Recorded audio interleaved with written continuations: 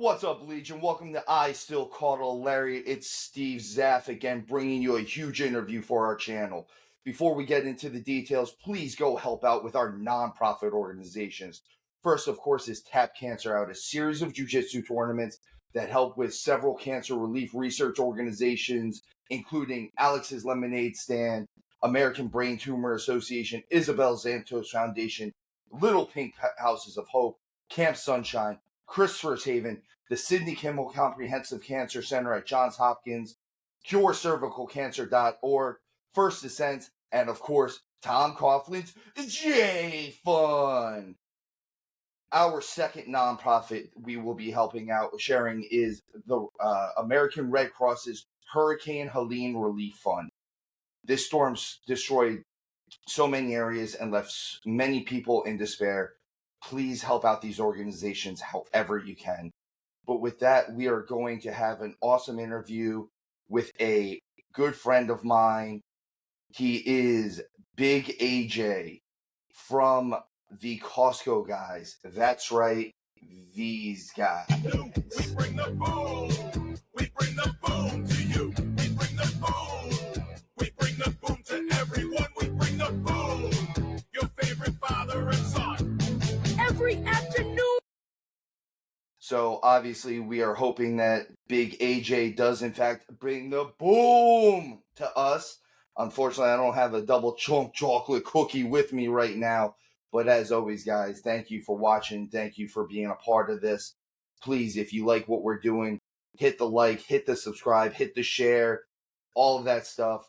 All of our information for the nonprofits will be in our information down below, along with all of our social media accounts as well. And as always, guys, remember, tuck your chin when you bump. Enjoy the interview. All right, Legion, here we are with Big AJ from the COSTCO guys. Funny story, you and I have known each other for 20 years now at this point, man. Like More. Like Longer. 21 years. We've known each other a long time. Yeah. I think it's funny, though, because I've known you so long and I've called you several different names. And I don't think I've ever actually called you by your legal government name once. Yeah, probably not. Yeah. I think you're right. I don't think I have ever actually used your real name. I mean, I may have called you AJ a few times. That's as close as I've ever come. I met you before I even got into wrestling, as you were still Tundra at the time. Wow. And then I Really, you met me as Tundra? That's crazy. So that was before I was even working. I was still getting into it. So that was mid 90s. Yeah, so I met you. You were one of my friends. A couple of my friends worked for EWA, and they happened to have you on, and you were still Tundra at the time. Yeah, the power child of the Arctic, and then the power child name evolved. Exactly. And that was the thing, is I ended up really getting to know you. I think your first show for Phoenix Championship Wrestling, which was which I always say it was the greatest show that no one ever saw. But I remember you tag teamed with Jumbo Joe Guns against Tank Toland and what was it? Platinum Mike Perry or something. It was Platinum Mike Preston, and he went on to be Andrew Vane in OVW, and he was looking really good for a long time there. I don't know what happened. I don't know why he didn't go to WWF or anything like that, but he went down to OVW, and he was making a real name for himself. I think he was just not. I always say it about John, about Tank. He was. I always felt like between the two of them, John was always a little bit more committed to kind of everything. But I always remember, because you still. John was a tremendous athlete. Oh my God, he was phenomenal. I love the fact that I got to train with him at all. That was always a by thing for me. But Platinum Mike, I kind of lost touch with Platinum Mike. I do still catch up with Matt Vandal, everyone, because Platinum Mike and Matt Vandal used to travel from Pittsburgh out to Phoenix. So I still catch up with Matt Vandal every once in a while. And Tank I just talked to this week. Tank, a tremendous athlete. He's about, what, he just had a match for Dog up in Jersey, I think, or he's about to. Oh, did he? I All because right. I just caught up with him too because he's probably gonna he might be one of my next interviews at this point. Nice. But yeah, like it's one. And then I also say the first time I saw you, you still had the Tundra gear going, so you still had the Jeff Jarrett gear going at the point, the Double J stuff, Oh, the straps. Oh, yeah, the yeah, yeah. straps and Right. Yeah. everything. And Yeah. then you and I got really close once we both started doing stuff for guns for primetime. You and I just Wow, kind of man. always hit it off, man. Like we've been there for a minute, but I've You known you know, as Tundra. yeah. I've known you as Power Child. I've called you Eric. I've called you AJ. I call you Big AJ now. I don't know when I've ever called you by your legal government given name though. That's the craziest thing about it. Which is Andrew Befumo Jr. Yeah, I've never in wrestling. I don't think anyone ever called me Andrew. I don't think anyone's ever called me Andrew in wrestling. I've always been AJ or Tundra or Power Child. exactly. And I always refer to you as that. So That was always a joke at Iron Mike Sharps because even Iron Mike never referred to me as Andrew or AJ. Iron Mike always referred to me as Power Child. that's amazing. So that was actually one of my questions was where you trained, which was it was Iron Mike Sharps back in the day. Were Yeah, you in absolutely. there Iron Mike with Sharps. I got the last cookie in the brick training facility, and just about then, they were moving over to Asbury Park. Iron Mike was moving over to Asbury Park, so I spent a okay. lot of my training in Asbury Park. But oh man, I wish I was around for the brick days a little longer because I hear some awesome stories about brick. I occasionally hear some of those stories too from some of the guys that were still there. So were you in there with like Donnie and Nova and them, or were you a little after that?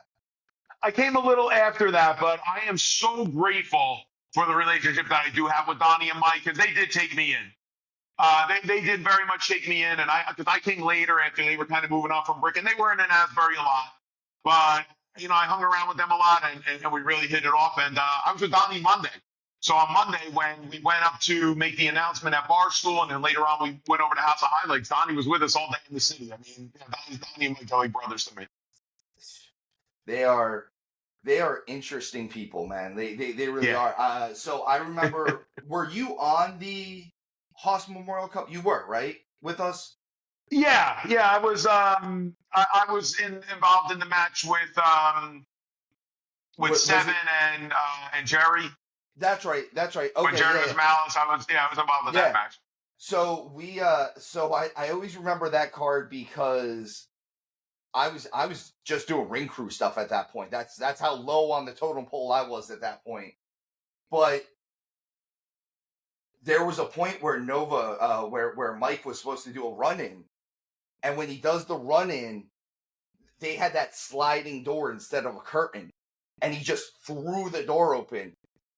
And Donnie comes back, and me and Cannon are looking at him, going, "So the run in went great." They're like, "Okay." We're like, "The bad news is your brother broke the entrance."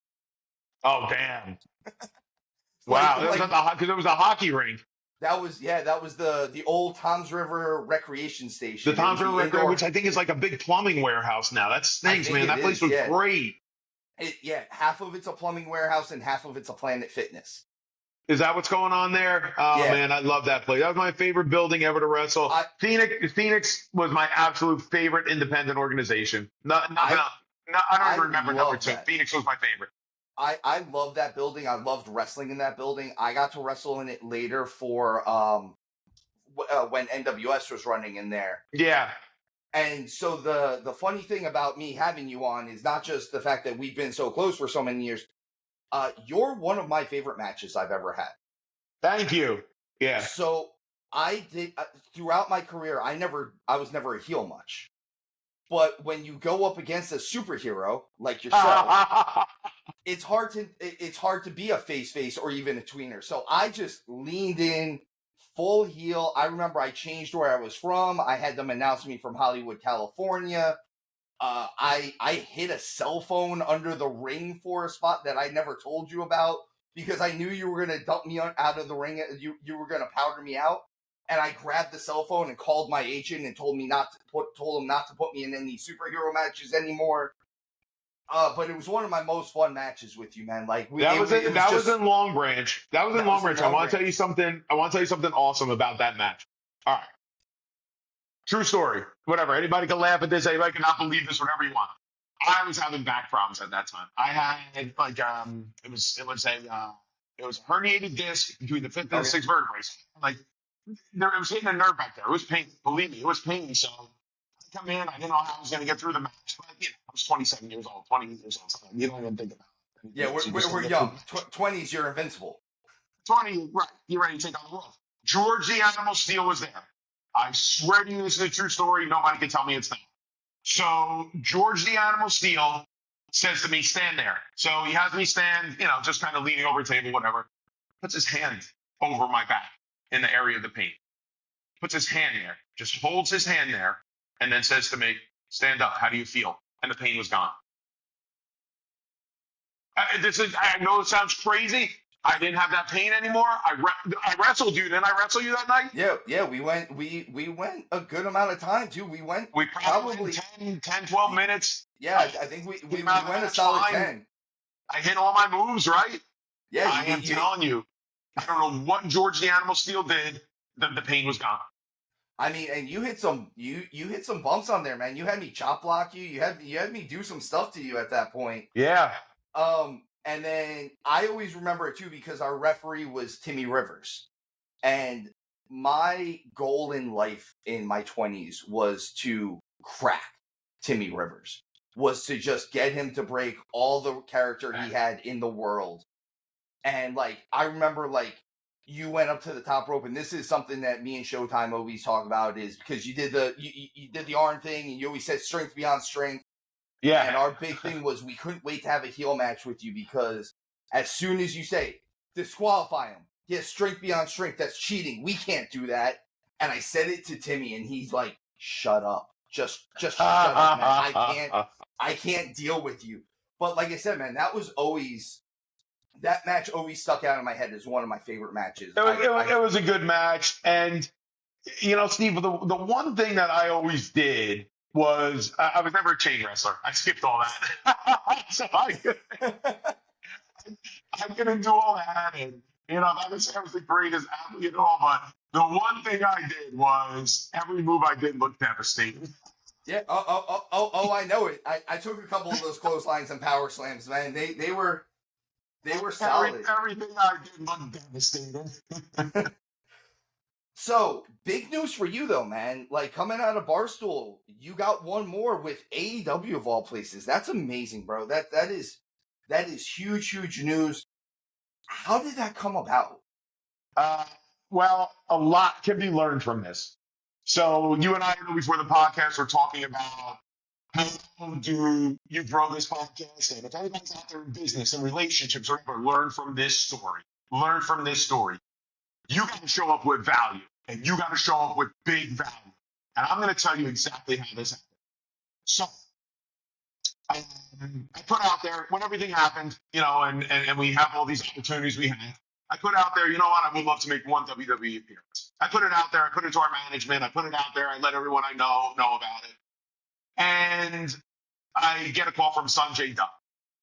And Sanjay Dutt says to me, look, AJ, we've known each other 20 years from the Phoenix days. He said, I know you're waiting for WWE, but all WWE is ever going to do is bring you to WWE. I'm calling you to bring AEW to you. Let's bring the double chunk chocolate cookies. Let's bring the boom. Let's do what AJ and Big Justice do. And I gotta tell you the truth, man. Before I took that call, I said to myself, you know what? I got so much going on. WWE is really the one that I really want to be, where I really want to be. But, if AEW is offering that, my jaw dropped at that moment, Steve. And, I thought about it because that's what I do, but I didn't even have to think about it. Sanjay was right. And so I was there, and I went out to All In Chicago. I saw you in All In Chicago. Or we went to All Out in Chicago. It was All Out. Forgive me. All Out in Chicago. I got to meet everybody. By the end of the night, I felt like family there. And came out of All Out. And then, of course, Sanjay and QT reached back out and they said, you know what, this has gone over great. You got to do it, Max. So here we are, bringing up. That's what I'm saying. I was hoping, man. I needed it. I want all of your catchphrases today. By the way, while we're recording, I want booms. I want strength beyond strengths. I want all of it. I want Double chunk chocolate cookie. exactly. I told you I was gonna go grab one. I am trying to cut down. I unfortunately am nowhere near ring shape, and I'm not even in jiu-jitsu mat shape at this point. So I need to. I was gonna grab a cookie just to talk with you today, but it's, The muscle memory kicks in quick. You'll be fine. I'm hoping. I'm really, really hoping. So you got AEW coming about.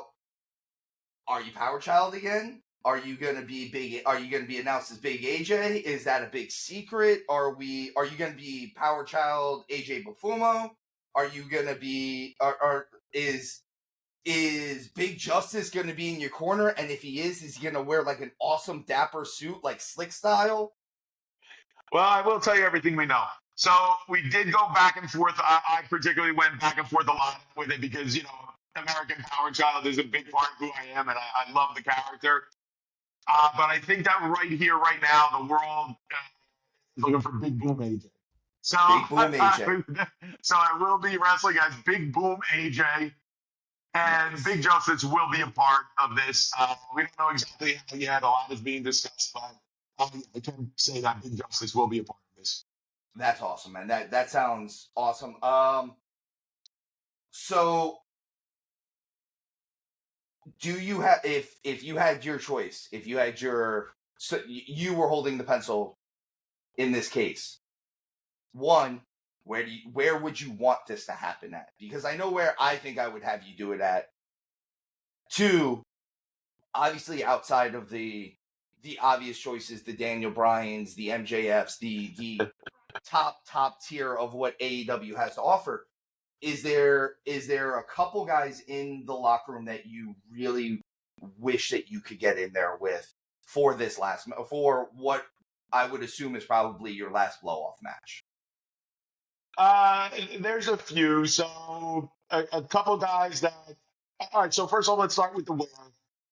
My two homes have been New Jersey and South Florida. Okay. So I would love for the match to be somewhere in the New York, New Jersey area or in the Miami area. So here is just me being my promoter wrestler brain. I can't even help myself. You are bringing a lot to the table. Obviously, you have your very huge fan base that you have going right now. To promote you best, honestly, if it was me, I would have you on the Countdown for Full Gear, which is Newark, New Jersey, on November 23rd, or World's End, which is their pay-per-view in Orlando, Florida.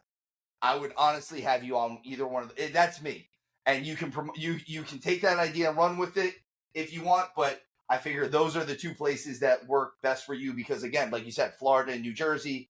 That was exactly where I was thinking you would have to be because those are the two homes that you've had. Could be one, Now, it could be the other, it could be both. Time will tell. Let's go. Get two in, man. Get a tag and a singles. Just blow it home real quick. And who'd you want to work with, Ben? Realistically, I've seen QT Marshall's name thrown out there a few times.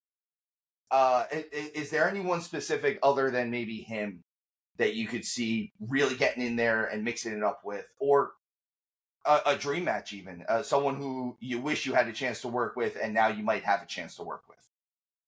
Well, a couple names do come to mind when I think about that. Of course, Chris Jericho. Gotta bring Chris Jericho into the conversation. I mean, such a legend. I mean, just to have the honor of gracing the ring with someone like Chris Jericho that's been around for so long and has accomplished so much. I think we could also put Christian in the conversation. I think that would be a really good. I think you and Christian would actually be a lot of fun to watch.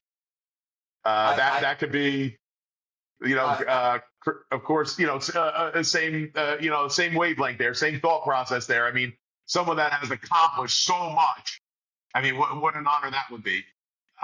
We've seen a lot in the comments. We were talking before the show, and I told you, Steve, look in your comments. There is so much to be learned from the comments. And I attribute everywhere we are today to one comment that I wish I could find. I so wish I could find this, and I so wish I could say thank you to the person that wrote this comment. So probably around March or April, someone wrote a comment that read, I can't wait for your videos every day because they are the only thing that makes me happy. And I just started thinking to myself, right then, right there, I had a moment. And I said, you're sick, you go to the doctor. You're hungry, you go get something to eat. You need happiness, you come to AJ and Big Justice. So I knew right then and there, it was our responsibility. It was our honor. It was our privilege to the world to bring happiness. And that's what the boom is all about. I love it, man. I love everything you're doing. And I love the fact that someone I know and I've been so close to has gotten to these heights. This is amazing, man. Like, you are seriously right now probably the most famous person I've had on the show at this point. And Well, that is coming off of interviewing a 3-time world champion. So your level of fame, I talk to people and I get this question a lot because I say I'm going to have you on the show, and I'm like, all right, I've got one of the COSTCO guys coming on the show, and they're like, and like kids nowadays, they look at me, they're like, and I say kids, 20-something-year-olds, they're like, know the COSTCO? Yeah. You know the COSTCO guys? I was like, I need you to understand this. I've known AJ for 20-something years now at this point. Like, we know, like, we don't just know each other. We know each other. Like, we go back. At no doubt. Point. I mean, we've shared locker rooms. We've shared rings. We've eaten together. We've shared tables. Yeah. That's what I'm saying. Like, we knew each other before we were married and had kids. Yeah. Which is, that's...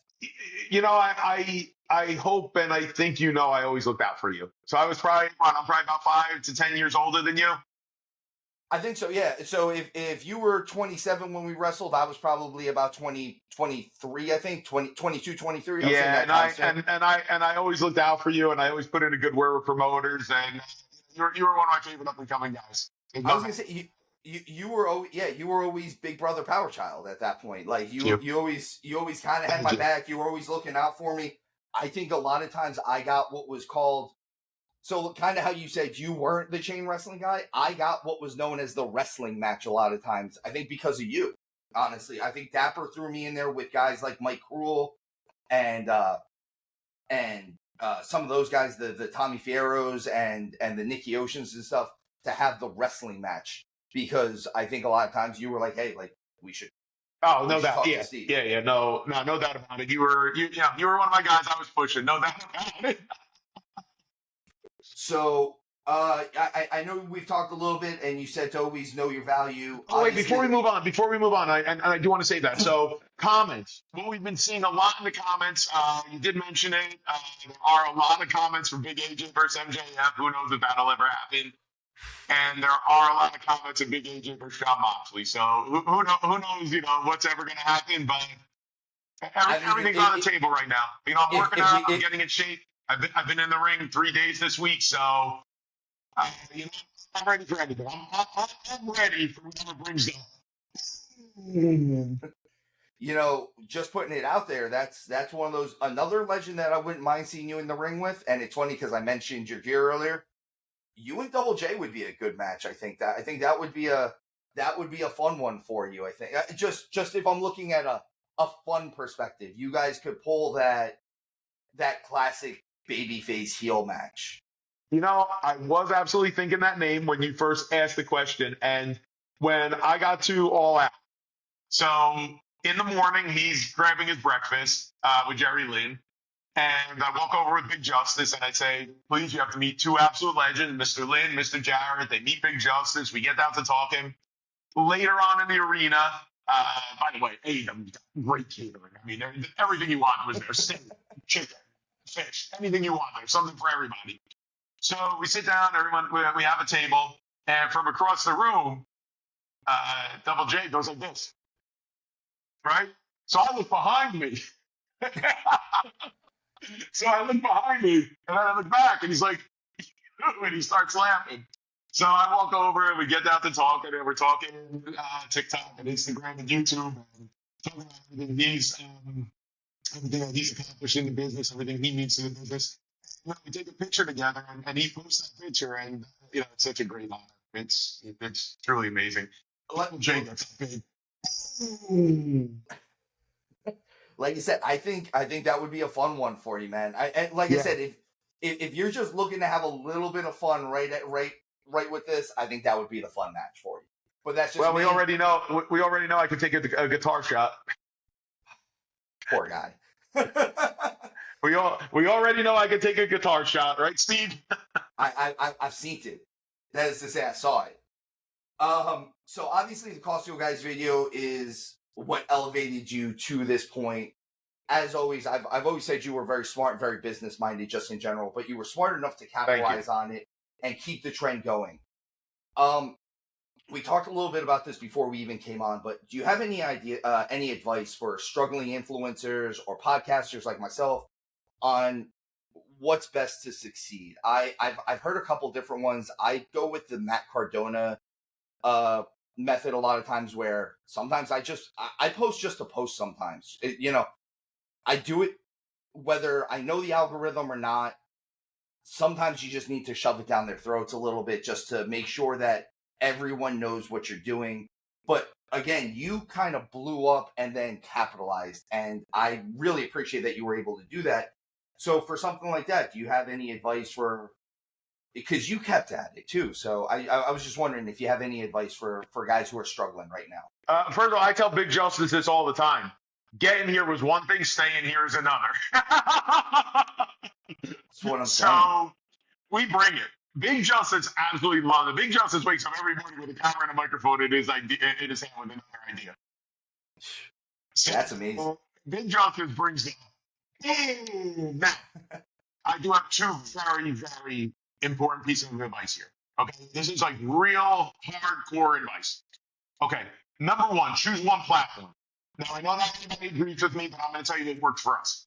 Choose one platform, capitalize that platform. So whether you're going to choose to go make it TikTok, Instagram, YouTube, choose that one, even X, choose that one platform, go all in on that platform, because I believe, Steve, you chase two rabbits, you catch none. Okay. So the plan always was, and you can now see the plan executed, go all in on TikTok, grow that audience to 1 million. That was step one. Now, once we did that, then we entered YouTube, Instagram, X. And then when we got there, the audience there had a feeling of like, family, they're here. So we're over there on TikTok where we're not. Now they're here. This is awesome. Now we got the COSTCO guys. So that was tip number one. Tip number two, I would say, is to look in your content. You're gonna have to shovel through a lot of what, looking through those comments. But tip number two is find what your audience is looking for. All right. In your case, if there's anything specific in the wrestling business, and that's what your audience wants to hear, find that and give it to them. We bring happiness. That's what we do. Big Justice and I, we bring happiness. So we find new ways each and every day to bring happiness to our audience. So it's our family. I mean, this is like our family. You guys do family friendly, fun stuff. I listen. I watch your videos every day now. Like, that's where I'm at in the world. Is not just because of this. Now it's one of those things. I went to my in-laws, and my wife's younger sister, she's in that early to mid 20s range, knows nothing about wrestling. And after I talked to you, I had this big smile on my face, and she's like, "Oh, what's up?" I was like, "I got this huge guest coming on the podcast," and she's like, "Oh, really? Who?" Thinking I'm going to say some huge wrestler that she's never heard of before. And I go, "I got AJ from the COSTCO guys coming on." She goes, "You have the COSTCO guys?" Like, her eyes lit up like the first time I heard the Beatles, bro. Like, it was that big. She goes, "I need you to understand that my boyfriend and I love the COSTCO guys." Like, she's like, "We can't go through COSTCO without him going, 'We're COSTCO guys. Of course we sit on the furniture.'" Or like something along those lines. So like, what are their names? So we've got Bianca is my younger sister-in-law, and her boyfriend's name is Nick. Bianca, Nick, it's Big AJ here, and you get on big.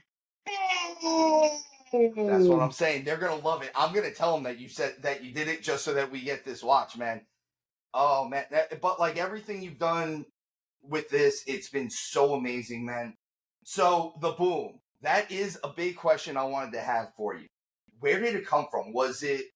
I know you are calculated on a lot of things. So is it something that you workshopped? Was it an organic thing? Was it something you just happened to say in a video and it stuck? I always wonder about that one. It's always been there. It's That's always what. been there. Even in wrestling, when I hit a big move, it was a boom. In high school football, when I got a big play, when I got a sack or stopped the running back, boom. Big Justice when he came up in baseball and was hitting home runs. Big Justice goes boom. It's always been there. Now we just have so many more people to share it with. Now you just compare booms and dooms. Boom or Doom came. I have to tell you, I was very inspired by Reed Parrish. So if you're not yet following Reed Parrish, great young creator. And Reed Parrish, can I say a naughty word on the show? You can't listen, and you say whatever you want.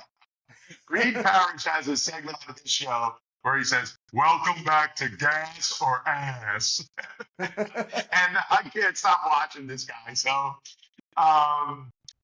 when Reed Parrish had his gas or ass, I said, all right, so what's going to be our equal? And we had the boom, so I was like, boom or doom.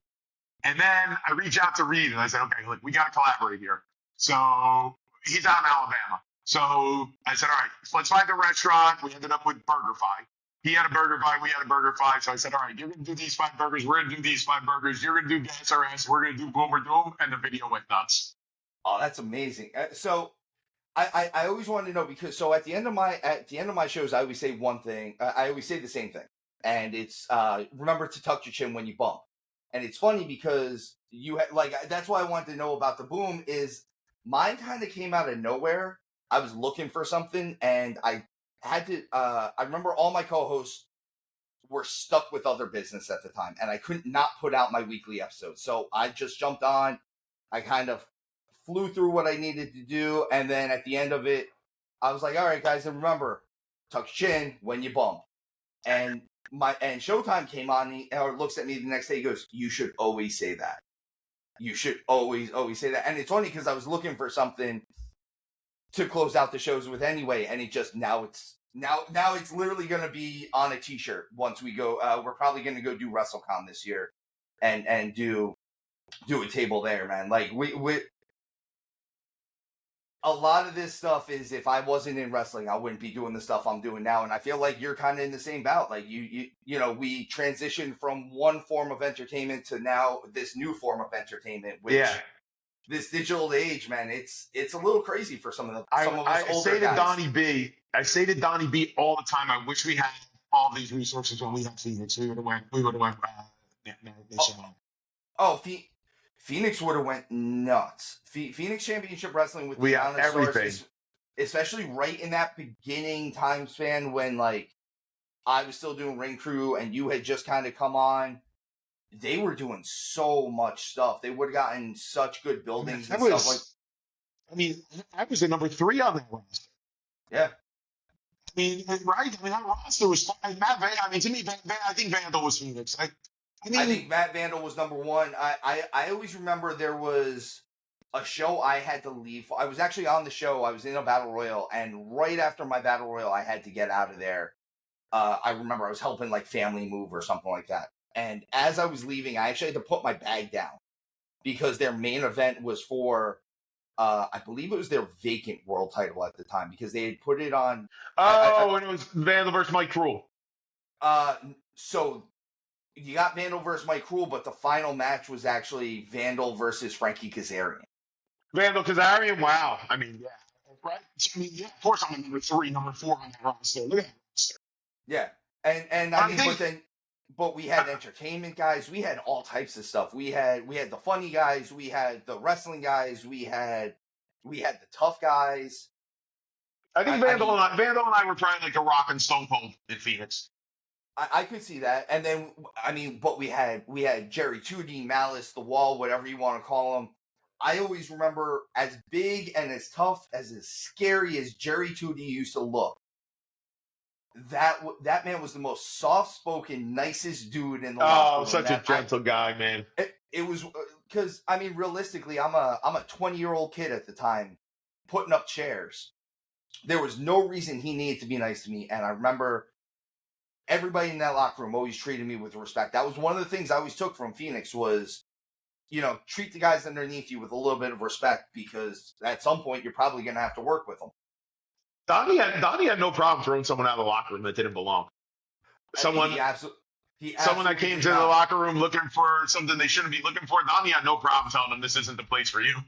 Oh no, and there was always guys there that were willing to help him. You don't want to leave? We'll grab you by the arms and we'll make you leave then. Yeah. Donnie had stars on there. I remember Donnie got Bam Bam Bigelow on there for his first match at the Jersey Shore since WCW closed down. That's a huge grab right there, man. Yeah, I remember we had Bam Bam. I remember AJ Styles was there. We had AJ. Because I remember I talked to AJ the one time. The time that the first time he came in, I think he had him twice, and I pulled him aside, and I hadn't gotten a chance to watch TNA yet because that was when TNA was doing their weekly pay-per-views, and I was like, oh yeah. I sat him down. I was like, hey man, I'm just getting into the business. My name's Steve. I'm so happy I got to see you work tonight. I remember you from WCW. I haven't gotten to see your TNA stuff because unfortunately I just don't have the money to pay for a weekly pay-per-view. Right. He's like, but I was like, it's so exciting to get to see you work because I know how much buzz you're creating. And he's like, and with that heavy Georgia accent, he's like, oh, thank you, man. It was same thing. Jared, I met him once for before we move on, I think what happened there was didn't WWE really want Styles at the time, but Styles just couldn't take on that schedule, so that's why he ended up at TNA. He was in. I think he was working TNA with no real contract at one point. Like it was like almost like a handshake deal. So because he talks about all the time that they offered him a developmental deal, and he was going to have to upend his family and go to Cincinnati for Heartland Wrestling because it was with Les Thatcher at the time. And as much as he kind of wanted to do it, his wife was finishing college and stuff like that. And he was like, I can't just upend my whole family. I think he already had at least one kid at the time. So he was like, I don't want to upend my family. And truthfully, things happen for a reason type of thing. But I think that was the best thing for him was he got his reps in at TNA, went into Japan, came back to the WWE. Now he's got titles everywhere. He's one of the few guys. Yeah, he's got to be at WWE. It's got to be 5-6 years already now, right? Maybe more. I think it's longer than that. I think he came in. If it's not, I think it might have been before 2018 because I don't think I left New Jersey yet. So it might have been before then. I think it was 2016 actually. So we're looking almost 10 years for him.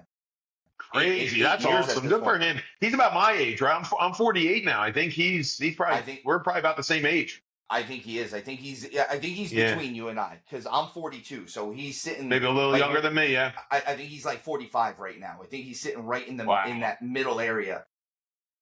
But man, like that's one of those guys who, what a career! He's done it. He's held the world title in NWA technically, in TNA, in New Japan, in WWE. There's only like one other guy who's really done that with him, and that's Kurt Angle.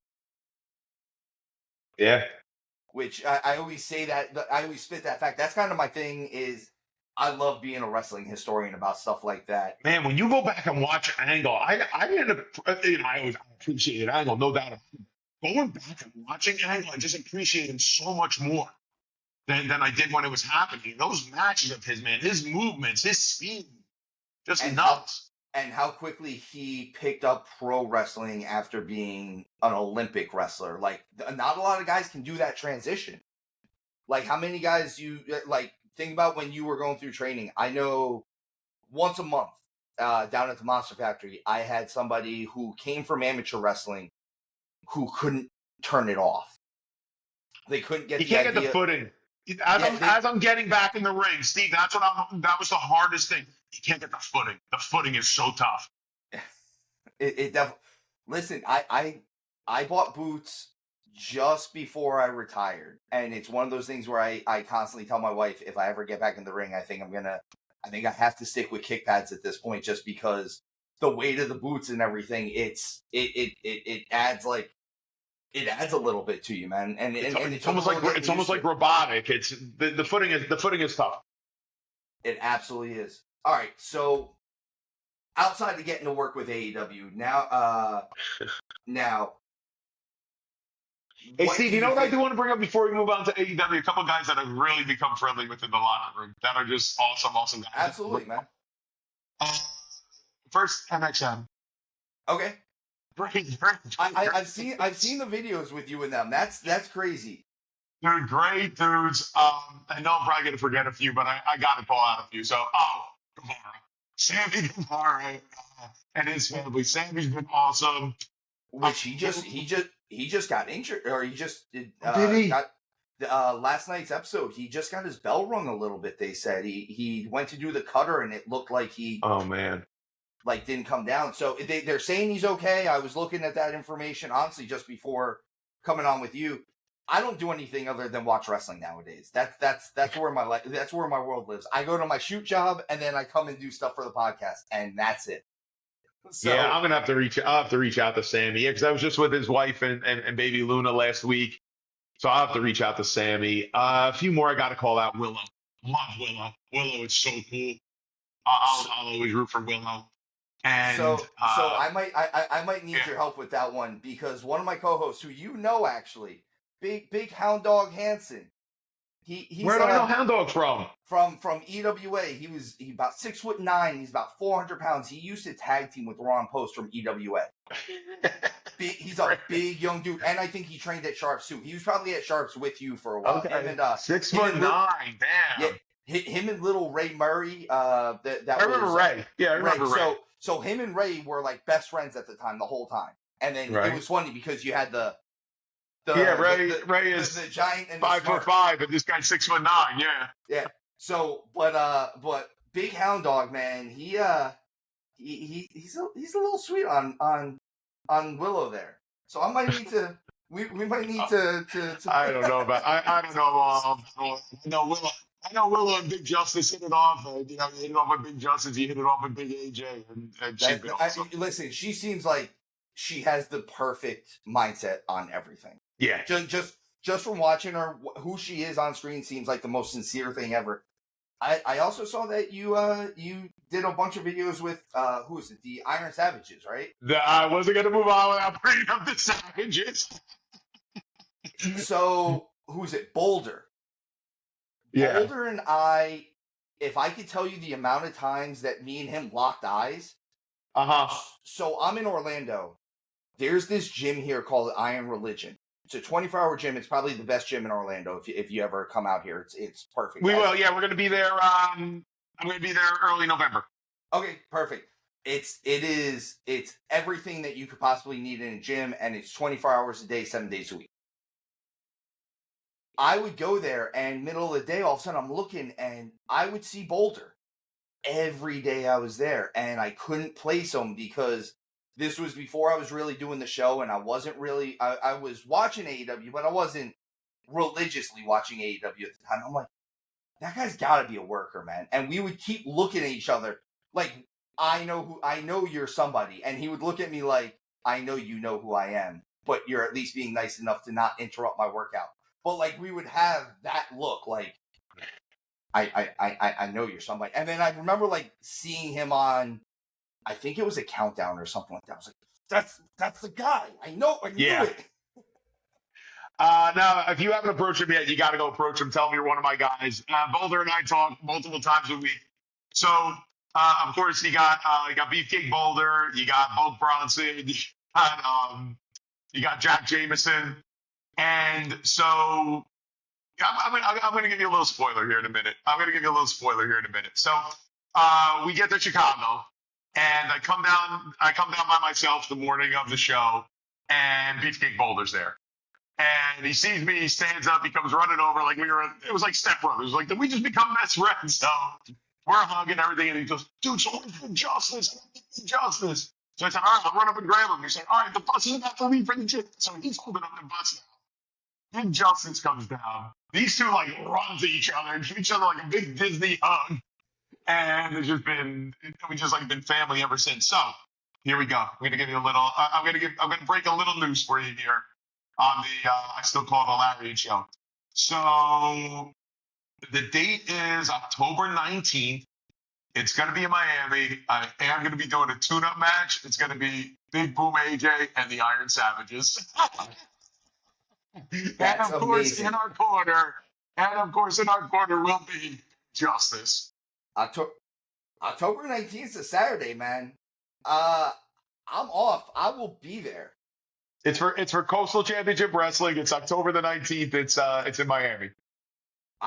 I will make the trip down for that, man. That's a big one. I'll bring the wife. It'll be a big boom. I don't see. Wait, who's this? Wait, who? Oh, there he is. I get a guest star on this one. Perfect. Oh, yes. Yes. You just got a big boom from Big Justice. Does he know I knew you before he was even alive? Jesus, he wasn't even a thought yet.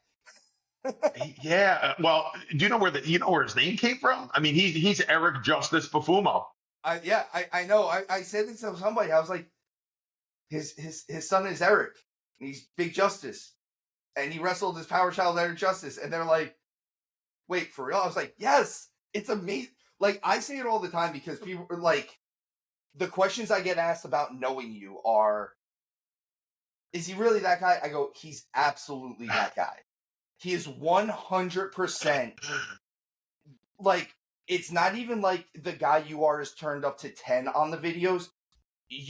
I've known you a long time. You're usually at like an 8 anyway, man. Like, you're kind of a big, loud presence. We're New Jersey guys. We come in loud and hot sometimes, and you're at an 8 normally. So you turn it up to like 15 on the videos. You have to just with the boom and a double chunk chocolate cookie. A couple of things here, Steve. So Iron Mike always said to us, he said, when you make it, you become more of what you are. So, there were a couple of guys that we knew that made it that I don't really like anymore.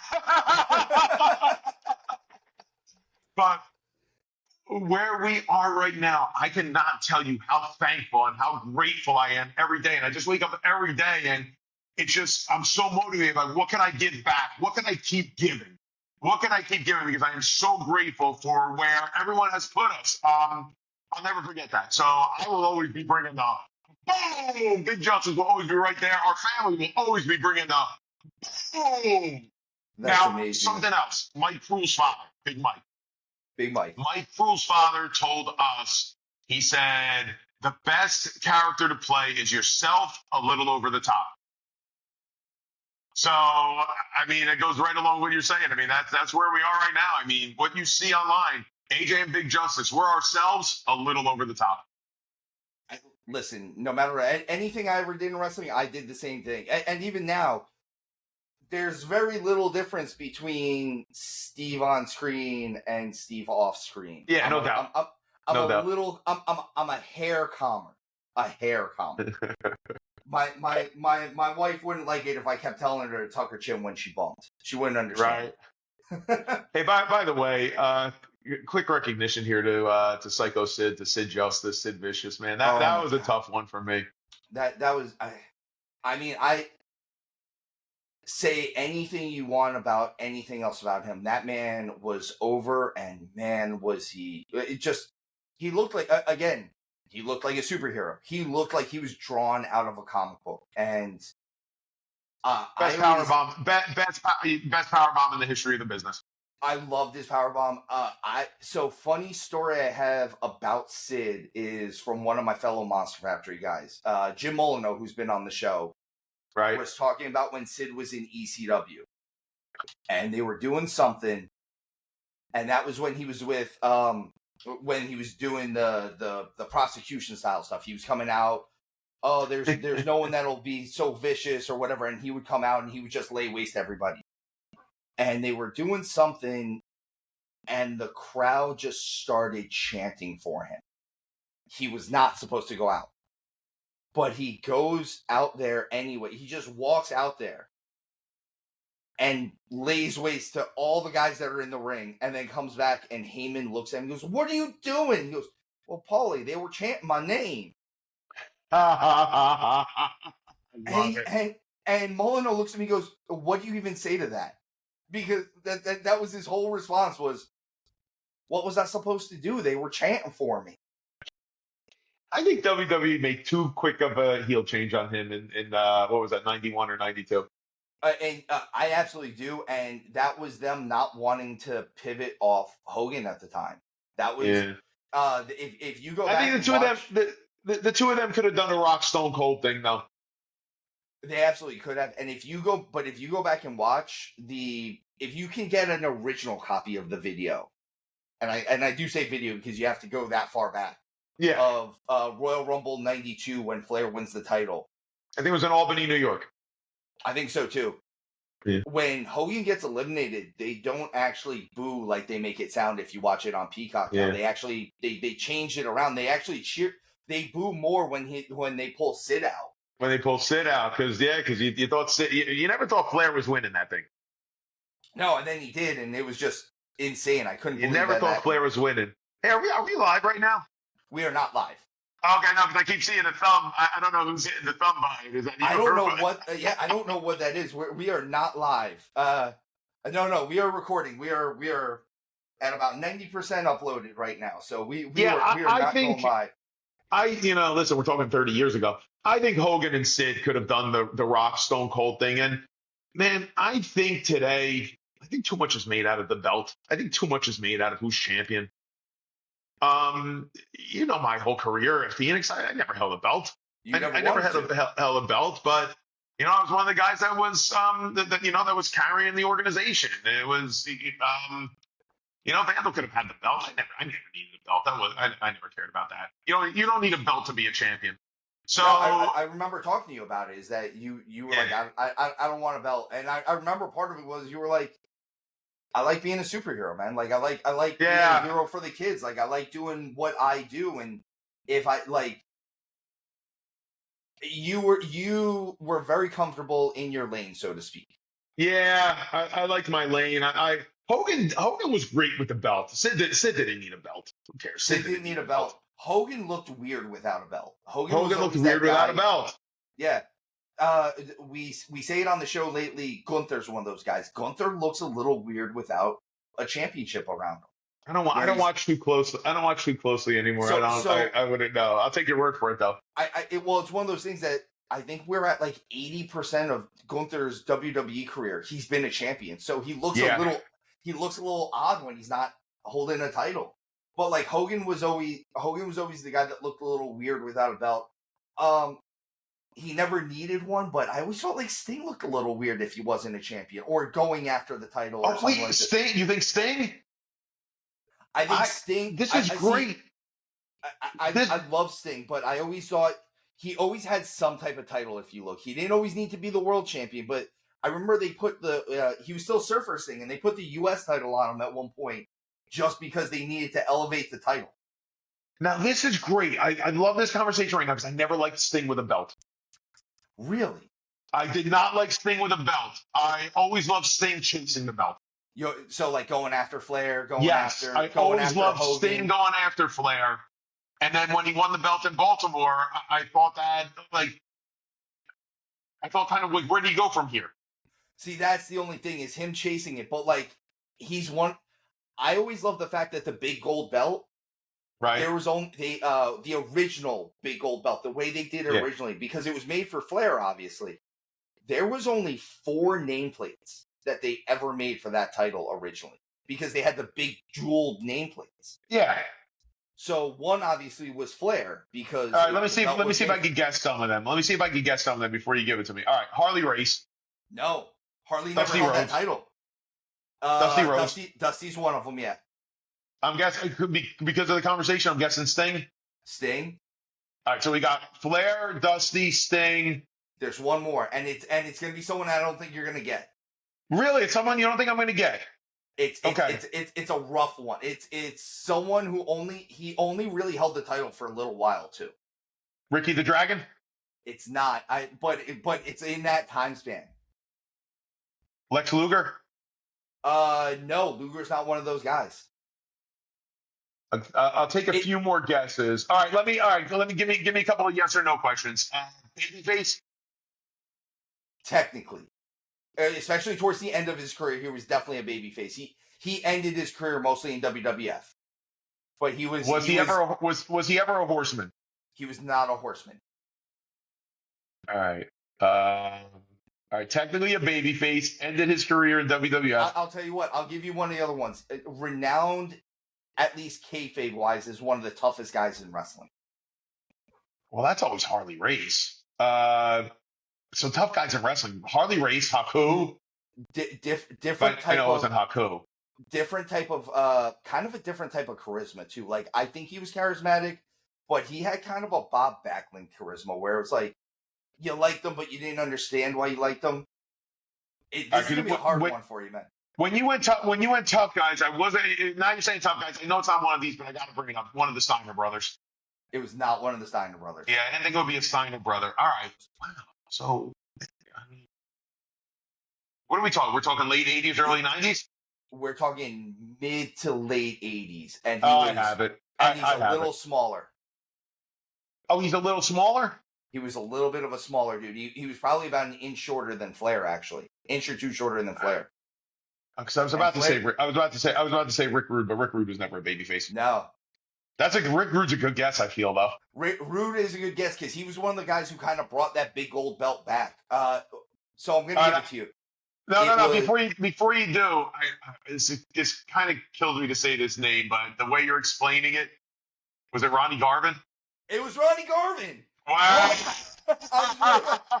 Like I said, a little shorter, kayfabe tough guy, weird charisma, but like Ronnie Garvin of all people, not Ricky Steamboat. It was, but in that time span. So it's Flair, Garvin, Dusty, and Sting are the only guys that ever had nameplates. You know, forgive me, but when I say it kills me to say that because to bring up Flair, Dusty, Sting. You know, we're talking about all the respect in the world for Ronnie Garvin. I mean, listen, anybody that makes it to this level and wrestles like that, you get it. But then there is like that Mount Rushmore, and Sting, Dusty, Flair, they're in the conversation for Mount Rushmore. By the way, Steve, who's your Mount Rushmore? Oh man, Hogan, Flair, Taker. My fourth spot's always hard on that one. I think it is Sting, man. For me. Okay. And it's funny because my Mount Rushmore isn't necessarily my favorites. I come at this business a lot of times from the business side of things, which is where on the show, I come a little differently than my co-hosts do sometimes. A lot of times we'll have someone who is, they look at it, oh, that'd be fun. Yeah, but business-wise, that doesn't work. Well, no one filled arenas more than Hogan. No one filled arenas more than Flair. No one filled arenas more than Taker. And no one filled arenas more than Sting at one point. Yeah, you're missing someone. Rock and Austin, obviously. They're in there. The problem is I'm going with the people who made my childhood. Yeah, well, they did. Your guys did it for a lot longer. Exactly, and that was the thing is like Hogan ran with the WWF on his back, kind of by himself. Flair was synonymous with the NWA. Sting was synonymous with WCW. And then Taker is Taker. All right, I'm going to give you my Mount Rushmore. All right, yeah, I am. I do struggle with Taker as my fourth guy. But my fourth guy is going to be the big surprise. Hogan, Rock, Austin are three. Hogan, Rock, Austin are 1, 2, 3. I am not a Ric Flair guy. I have all the respect in the world. I love what the guy has accomplished. The guy has. I was fine turning off the TV when I saw Ric Flair. It's just not my style. That's all I'm saying. Just not my thing. Just not your thing. Yeah, just not my thing. Love seeing him get his what kicked, but hated seeing him on top. Which means he was doing his job, right? All right, I'll give you my fourth guy, and then I got to tell you someone else that I have to put in the category, and it breaks my heart that I got this guy in the category for all he meant to wrestling. So my fourth guy is Randy Savage. Okay. Also, a good point. I feel like everyone's Mount Rushmore is never actually wrong. You Yeah, know what it's a I good mean? point. Like, I mean, yours isn't wrong. that's the thing is it's never wrong. Like I hear Mount Rushmore's, I'm like, oh, I put this guy in. But again, it's your Mount Rushmore, it's my Mount Rushmore. If we're talking like we actually did an episode a couple months back where it was uh me and my two co-hosts, and we had a young lady named Lindsay from the UK on, who she does UK wrestling promotions and Comic Cons. Perfect guest for this. All of us gave our 5 favorite wrestlers of all time, Right. Yeah. and none of the names that I mentioned on my Mount Rushmore were on my 5 favorite wrestler list. Really? You'd be surprised. So That's interesting. I think Mount Rushmore needs to be the most important people to the business, not the most Okay. important people to me.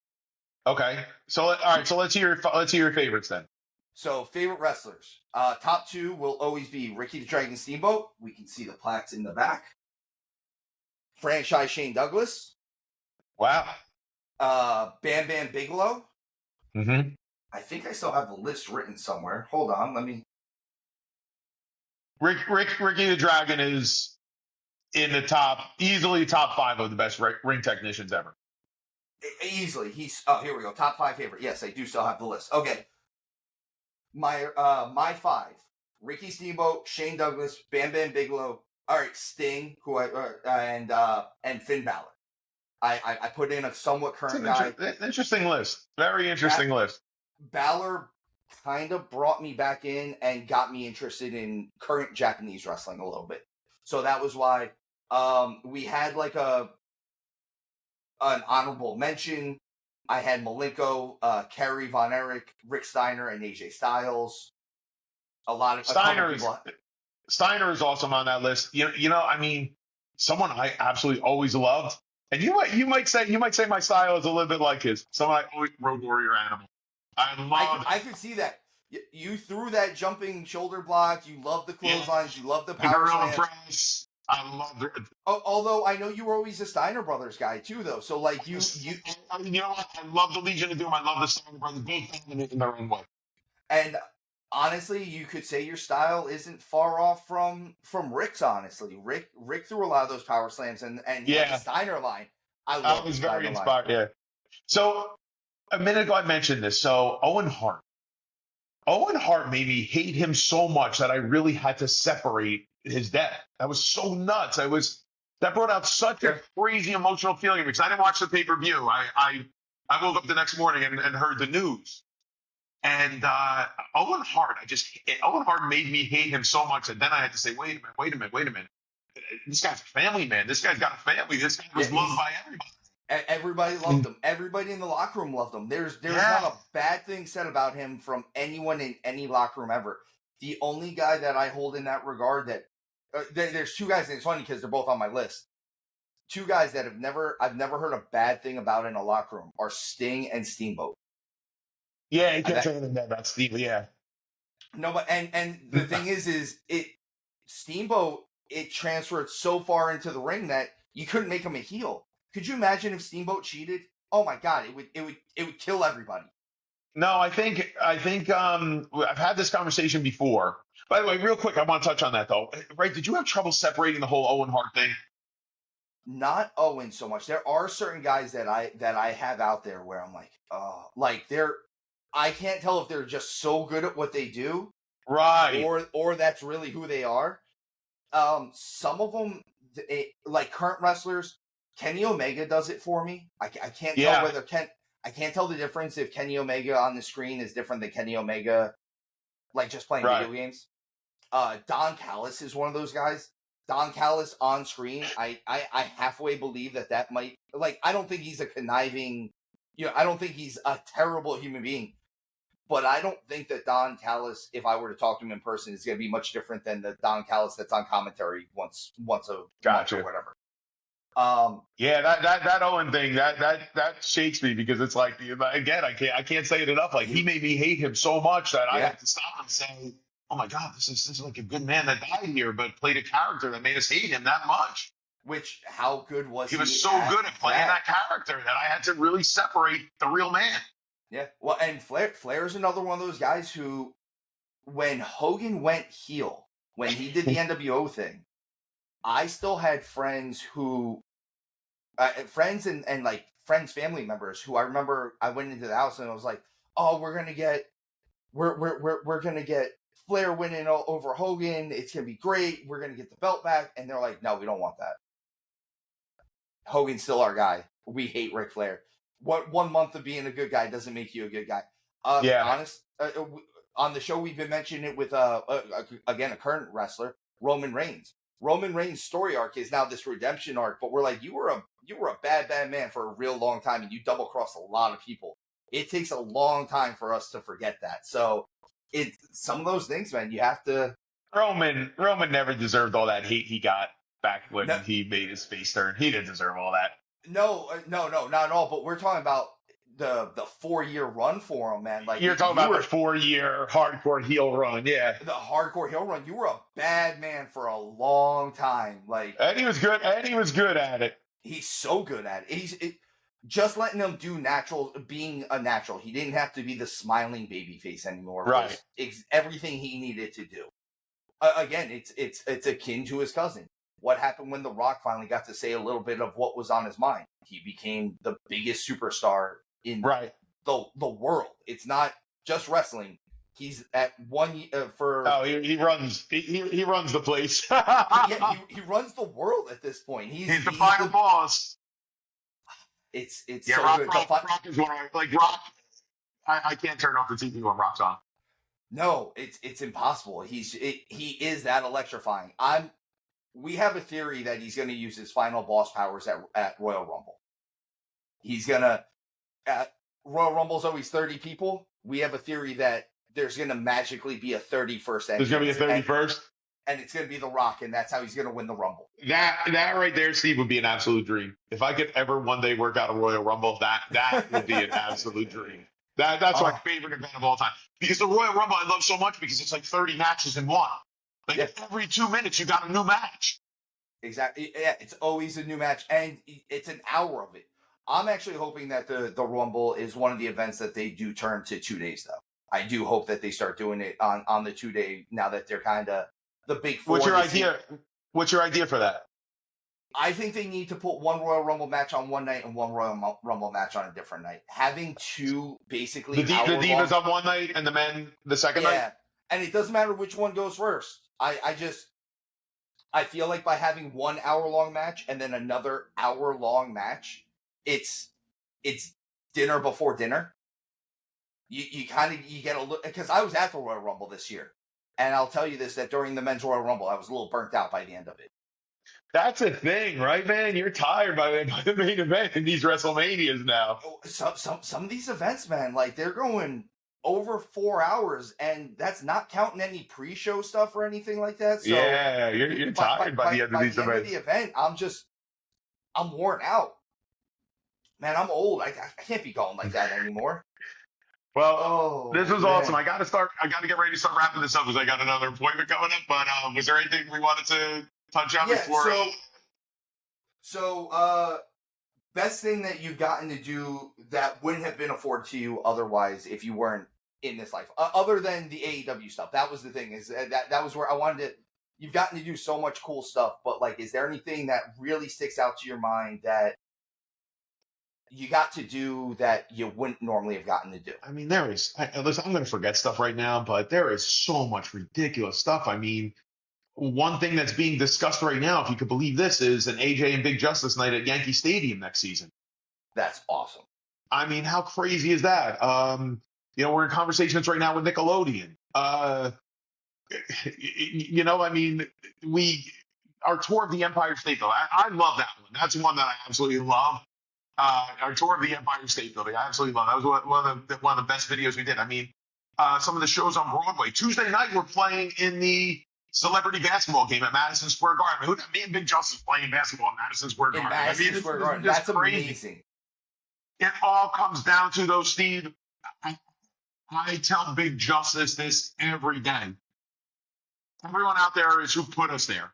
And if we don't keep bringing it every day, it could all be gone at any moment. So we actually never forget that. And whatever it is that we're doing, we are just so grateful for everyone that allows us to bring them the happiness, that allows them to bring the boom. And we're going to keep bringing it. It's all about the boom. That's what I'm saying. All right, I got one last question. Of course, the AEW news is huge, but do you have any other future projects you'd like to take a little bit of time just to promote? If you want, I can always put links for them in the description. I already have your links for your TikTok and your YouTube already in the description below, as they say. Well, we're content creators. We are professional wrestlers, and we're also recording artists. And our new song is coming out today at about 3:15.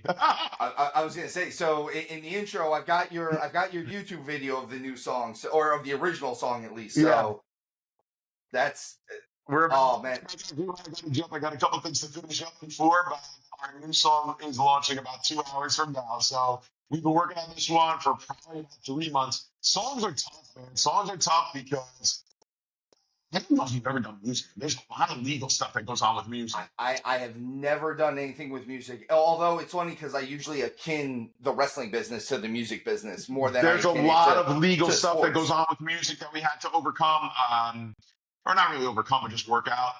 Recording the video, back and forth with fixing the recording, getting it the right size for YouTube, the right size for Instagram, the right size for TikTok, because TikTok, you're only allowed 59 seconds of music. Doesn't matter if you're Eminem, doesn't matter who you are. A TikTok is only allowed 59 seconds of music, so we had to split up the song. But yeah, all that went on, and the song will be released today. That's awesome, man. So the interview will also be released today at some point. So you got the song, you got the interview, you got AEW coming up, man. I'll tell you what. No matter where it is, if we're going with my theories on this, and you're going to be in New Jersey or Florida, I am telling you, I will be there. I will be there. I'll have an American flag with me for the Power Child. You got it, man. I'm already there. But AJ, as always, I appreciate you. I appreciate you coming on. This was awesome. Thank you. Man, I'm happy just catching up with you at this point. This was It was a lot of fun.